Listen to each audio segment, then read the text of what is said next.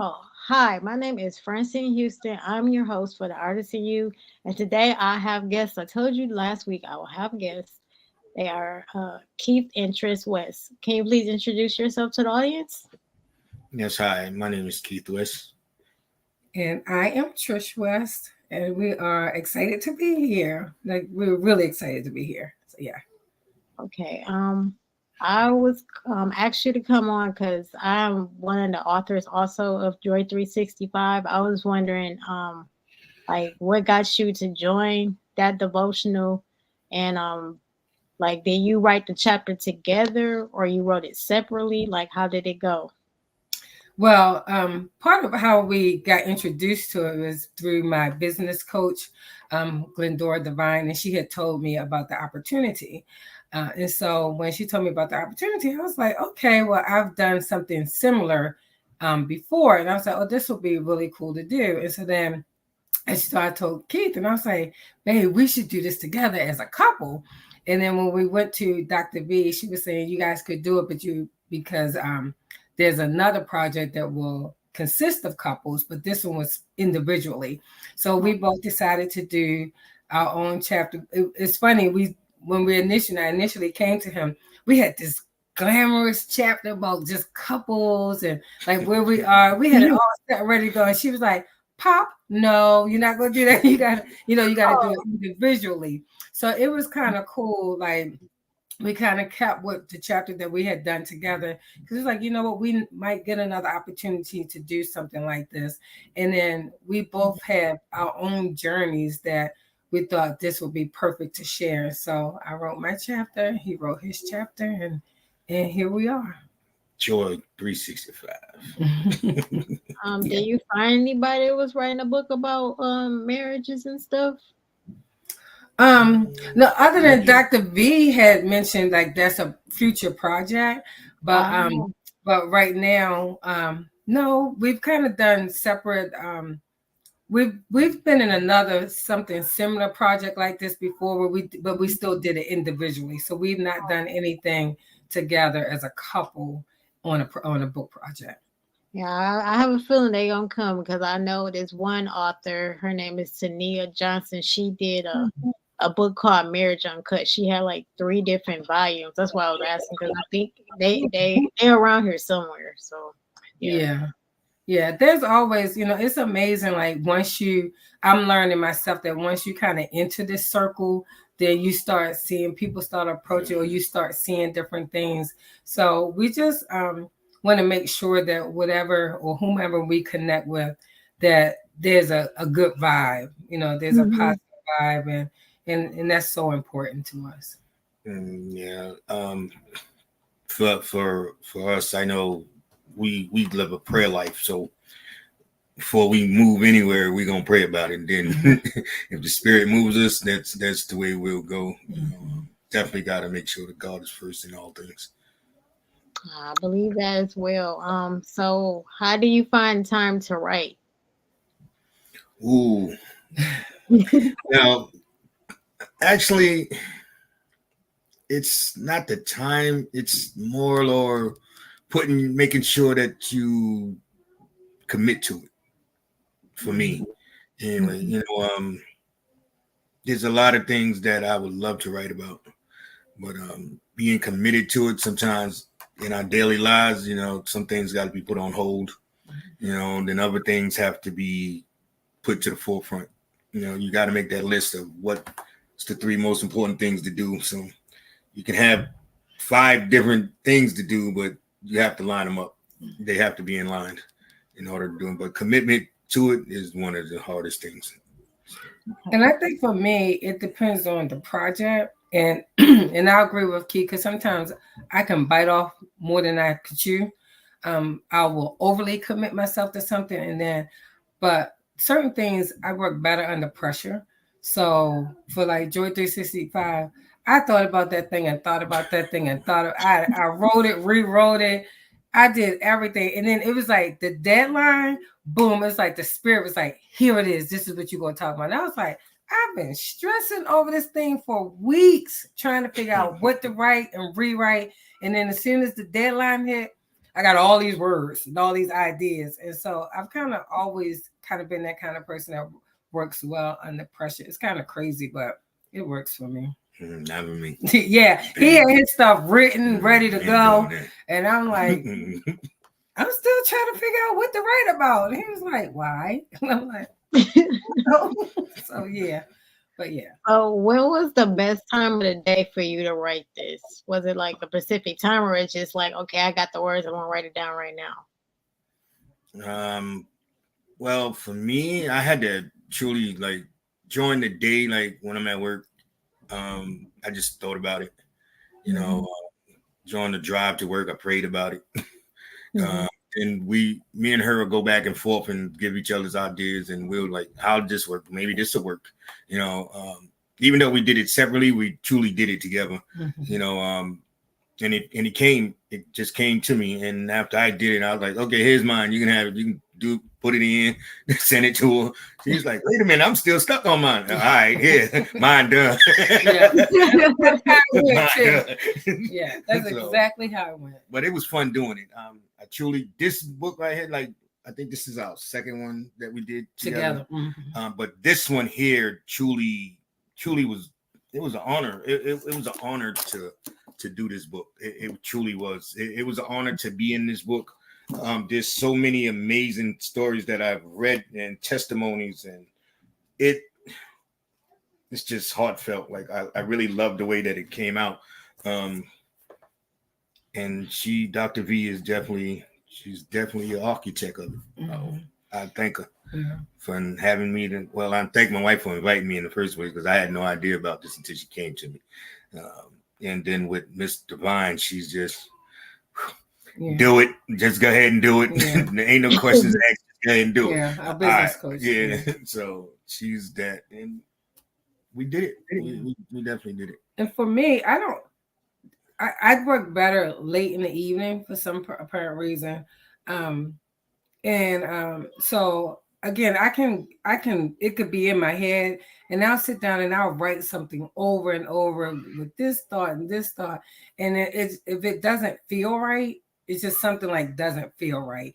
And so for me, again, I'm that last minute. And then when it hits me, it's always like late at night. I'll get up in the middle of the night and I could write it like that night. And I always tell him I have to let stuff sit and be cold. So I'll write it, and then I'll let it sit for like a day or two. And then I'll go back and look at it, and whatever tweaks I may need to make, I'll make it. But then at that point, I'm like, I'm not going to touch it anymore, because if I touch it again, I'm going to change it. And so I'm like, nope, let me just submit it, and it's going to be what it's going to be. So I'm like that. We'll go to bed at night, and the thought will hit me, and I'll jump up, and I'll go in the office, and I was like, okay, here it is. It's here. So let me just type it. So I'll just like start typing it. So yeah. Okay. And he'll be like, you've been up all night. I was like, yeah. I'm like, baby, the thought came out. Like, I got it. And so then he was like, this is and then good. The rest of the day, she'd be like, I'm tired. Yeah. I think you already answered, because I was going to ask how long it took you to write it. It seemed like it didn't take Keith that long to write this at all, but it seemed like it took you like some months or something. Yeah, it took me, because again, by nature, I'm an overthinker. So I'm constantly like, well, what do I want people to get from this? So, and in my mind, I've had so many stories like we all have. And I'm like, so what is the theme of the book? And what do I have to say will match the theme of the book? And so I just had to, like, with Joy 365, just the whole devotion and where we are in our walk. I was like, okay, but what message do I want to give? So there were so many messages, but then again, that midnight hit that I get, it happened the last time that I contributed to a book. It comes like in the middle of the night, and I have to get up because I can't sleep. So then I get up, and then it's like a couple of hours, and boom, something that I probably sweated over for months and weeks. In a couple of hours, it's there and it's done. And he'll always like, he laughs at me all the time. He's like, you do this every time you got a project to work on. You stress over it, you do it, you redo it, and then you get up in that middle of the night and you do it, and bam, it's done. And it's done. So I just started leaving it alone. And yeah. Do whatever works. Yeah. Whatever works. Yeah. I'm curious to know, what was your chapters about? Can you, like, was it like, because I know some people chapters was about what brings them joy, like this. I was in an interview with Vera Thomas, and she said no, the kids was talking about what made them happy, and it was like, being around a family, or going bike riding, or I think somebody said eating ice cream. I don't know, but I was just wondering. I think for me, mine, because I am a mental health professional, because I'm a therapist, mine was more about how sometimes we can be focused on everybody else and not focus on ourselves, Mm-hmm. and just finding joy in just like the challenges that we face, So that's kind of what, and just kind of looking at like the stigma in the world when it comes to mental health, and how we could be so focused on that outward beauty that we can see, but we don't focus on the inward beauty. And so that's kind of like the approach that I took, like, finding joy on that within.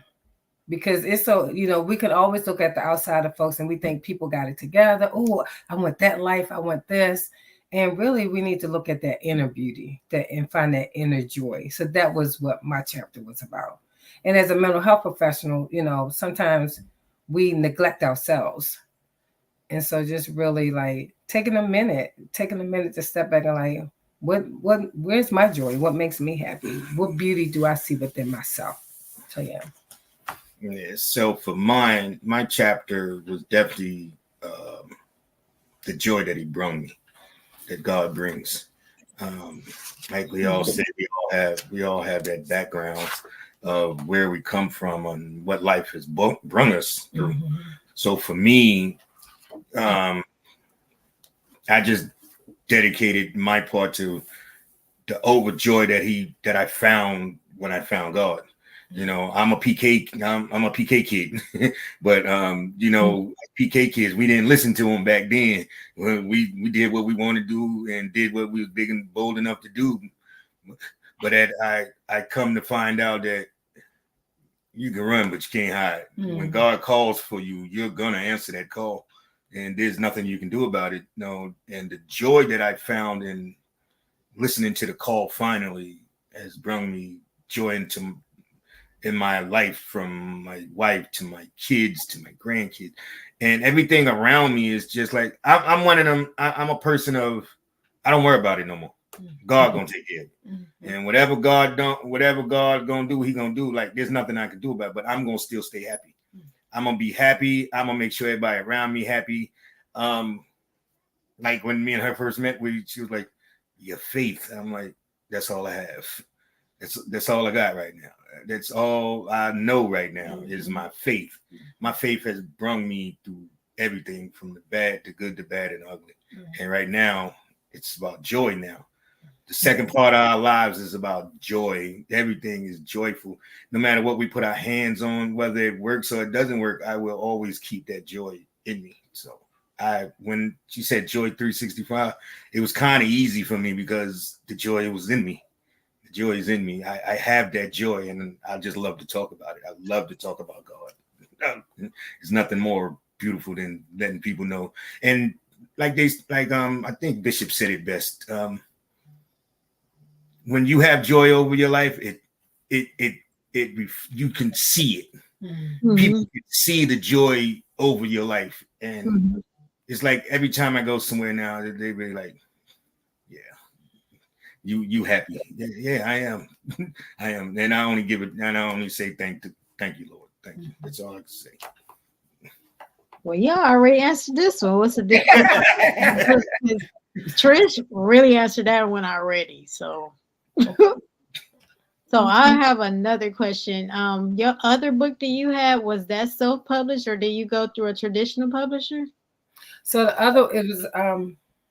so the project that he and I went through initially, they were all through through other projects. So we were co-authors in that one. I did one that I was a co-author in as well. So we've not done anything individually, but I laugh. I'm like, God, I feel like you're setting us up, because this is like this is my third project. This is his second project. But I also just published through. I did do one thing, so that's a journal. I just created a journal because I have a nonprofit organization that focuses on females ages 12 to 21 called Just Breathe. And so I created a journal, a self evaluation, self reflection, and I did that through Amazon. And I will tell you, I'm so grateful when I got somebody else that could do it and I don't have to do it, because it was a challenge, like trying to make sure everything was lined up and this was that. And then thank God again for my business coach. She was just like, okay, let's sit down, let's like do this together. And again, because the overthinker that I am, she's like, you're putting too much thought into it. Like, Trish, calm down. And like, so I appreciate, and each project has taught me something different. Each one taught me something different, from the one that we did together to the last one I did to this one. Everyone does something different. The approaches are different. The finances, the investment is different. The product is different. But I've learned something from each person, so that when I do, because it will eventually happen, when I do something on my own, I'm learning. And we both are learning, and we both have said, okay, well, now we know this is what we won't do. This is what we will do. So it's been a learning journey. Definitely that. So do you see yourselves writing a book together on your own one day, or a separate book on your own one day? I'm really want to. Yeah, I really do.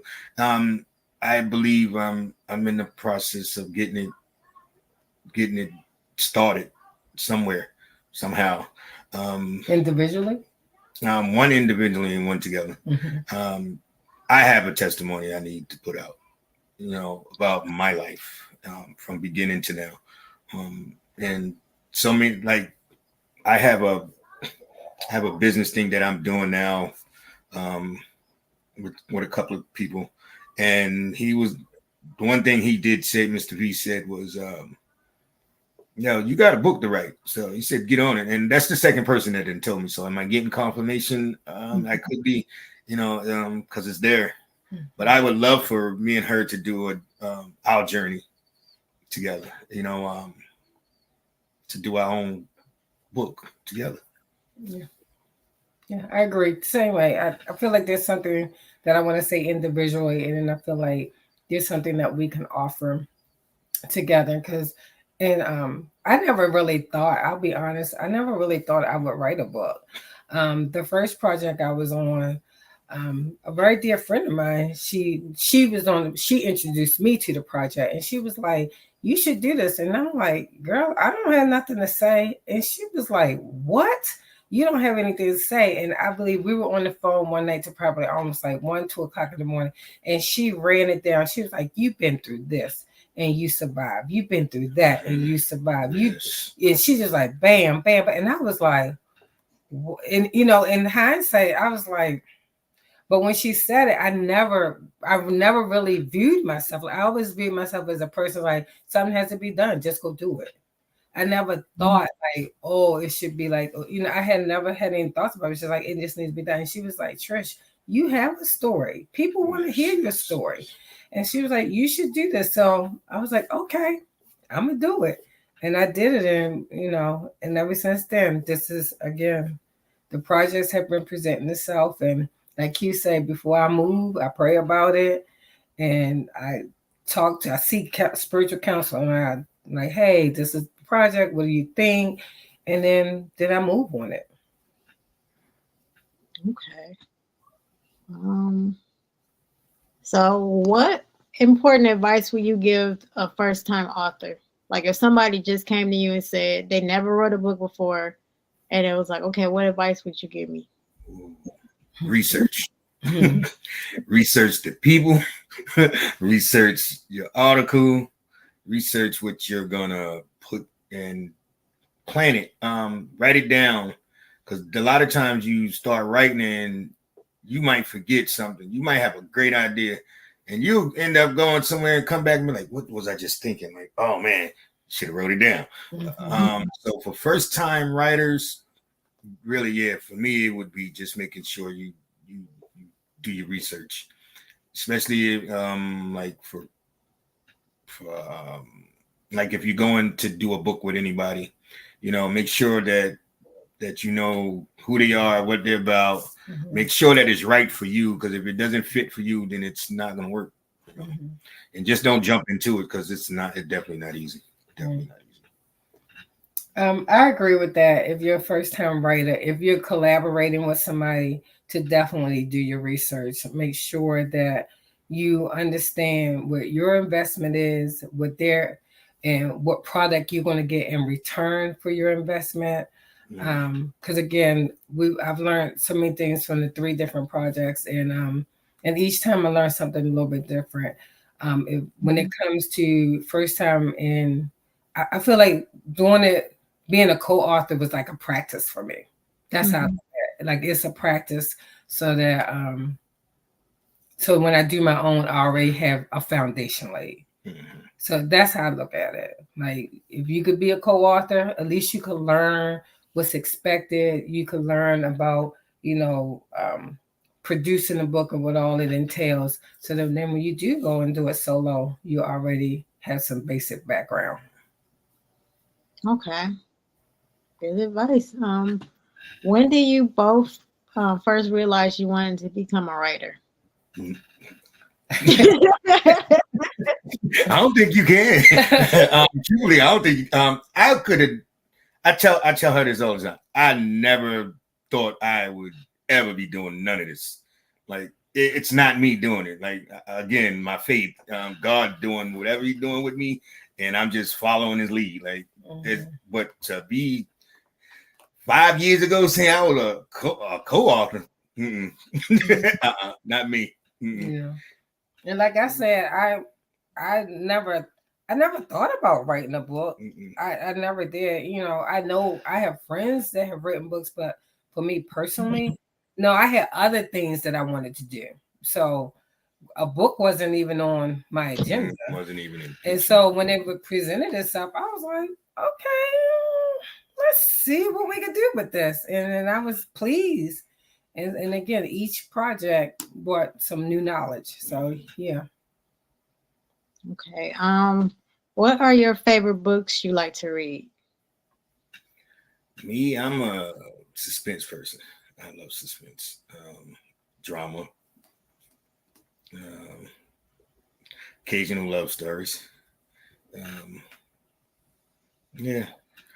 I like poetry, so the whole Maya Angelou, that whole genre. I read stuff like that because I like poetry. I'm into like spoken word. It's stuff like in high school. My high school was Paul Laurence Dunbar. So I was into Langston Hughes and things like that. I remember just quoting different poems to my family growing up. And so I've always been into anything that has any type of poetry, spoken words, type of things like that. And some self-help. As I got older, things changed. So you look into self-help. So I have a private practice, and I always laugh with my clients, and I'm like, I am not Iyanla Vanzant. I'm not here to fix your life. But however, her books have been helpful. So I do use some of the things that she puts in her books. So yeah. Okay. What is your favorite part about being a writer? Share my story. There you go. Share my story. A story that I never thought that was worth sharing, to be honest. I never thought it was worth sharing. And once I shared it, people was like, wow, I didn't know. And you need to share more. Yeah. That right there. Sharing it, and people like I would have never thought that. Like, but I think the one thing I learned that in all of it is I had to get over me. I had to get over myself, because sometimes I think, for me, not necessarily saying that I was ashamed, but the shame that may have come with some of the things that I experienced in my life, the self-doubt and all of that. So I had to work through me and say, you know what, regardless of what I've been through, I can help somebody with what I've been through. And once I got to, then again, my friend who introduced me to the first project, once I got through that, she was like, what can people do to you? It's nothing people can do to you. Like, this is your story, and your story can help the next person. So why not share it? And so I had to push me out the way, and I had to overcome all the insecurities. I had to overcome all of that, and then finally put my story out there. Yeah, I totally agree with that. Have to get by you. You gotta let that image down, let it go.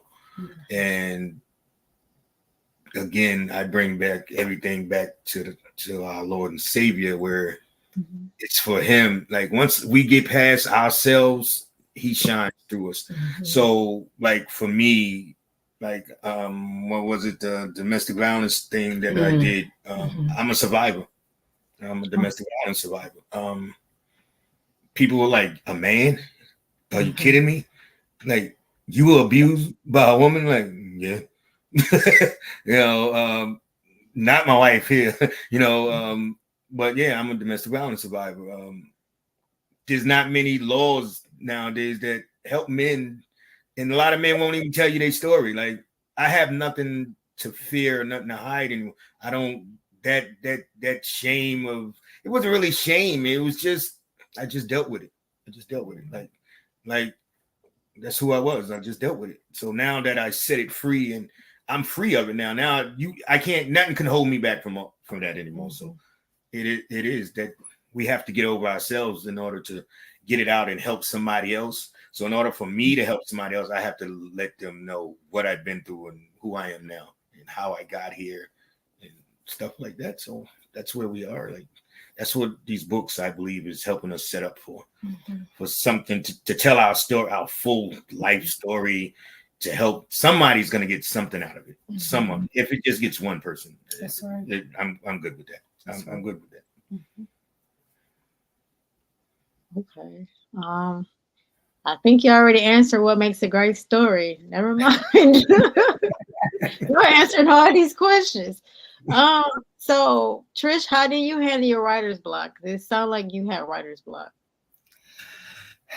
To be honest, I get so stuck again because I'm an overthinker. So sometimes I'll stop and I'll pray about it. Or sometimes I'll go to him and he'll be like, babe, like, what are you thinking? Like, just write it.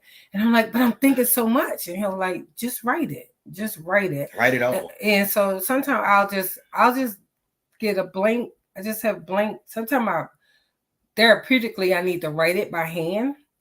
So sometimes I write stuff by hand. So I have a journal and I'll just write it. But sometimes I just sit at my computer and whatever, like he said, sometimes I could be in bed and a thought will come. And so we both have like little notebooks beside on our nightstand. So sometimes I'll roll over and I'm like writing what's in my head. So my writer's block does not clear for some reason. And I was like this in grad school. It doesn't clear to the middle of the night. Stuff hits me in the middle of the night. And I could be up 2-3 hours at something that I have struggled with for weeks. In 2-3 hours, bam, it's done. It's right there. And then I let it sit for a couple of days and get cold. And I go back and look at it. And I may tweak it here and there. And then I'm like, I'm good. But it'll be weeks. It'll be months. Just send it. Before I get it. Push the send button. That's his favorite. He was like, push the send button. I'm like, no, I didn't. And he was like, push send. Just push send. So I'll just go ahead and push send. So, and then after I do it, I'm like, whew. He was like, push send. Just push the button. Just push the button. It's like, okay, it's gone. I think y'all answered the other question if you wasn't writing what you do for a living, because you say you're a mental health therapist. Right. What do you do, Keith? I am a retired owner operator now, and I'm also a life coach now. I also do other projects and things that I'm happy to be doing. But right now I am a certified forklift operator. I went back to work, I needed something to do, keep my mind occupied, and it ain't right. My wife goes out here and work. I can go out here and work even though I'm retired. Yeah. I was noticing a lot of people do that. They were like, you go to McDonald's, and it's like an older person at the register. I'm like, ain't you supposed to be at home? They're like, no, I just went back and got a job. So, Yeah, I there's can't something to do. because I'm not used to sitting home. I can't. I can't just sit home and do nothing. Yeah. Because if I sit home, I'll by the time she get home, the whole house will be cleaned up, sprayed up, fixed up. I got to do it all, and then she'll be like, "Okay, you ain't leave me nothing. Nah, ain't nothing for you to do. Just go ahead in your office." Yeah. So like during the day, I have a full-time job. I work as a psychiatric social worker. So that's what I'm doing during the day. And then during the evenings, I have a private practice that I run part-time in the evenings. And then he and I both do life coaching. So that's something that we do. We, mentoring the youth. And then I just started a 501c3 nonprofit, and he's in the process of creating one, a piggyback off of the nonprofit. My goal is for females 12 to 21, and his nonprofit will be for males. So we're busy. Our kids are now all grown, so Yes, we're empty nesters technically. We have a 21-year-old, but he's independent, so we're empty nesters. So we both said, we've been married now a year, going on 2 years, and we both said that, we wanted this second half of our lives to be the most meaningful half of our lives. So we're dedicated to like whatever it takes to help within our Black and Brown communities. Like, what do we need to do? So he's on the board of a really awesome organization called the Man Up program, where they work with young men, just helping them out. And so we just be trying to keep busy in a good way, not just busy to be busy. But so yeah, we got stuff going on. okay, so where can we find any of this information, like your websites, up and coming things you're doing? Okay, so my website is www.nistherapy.com. So you can always reach through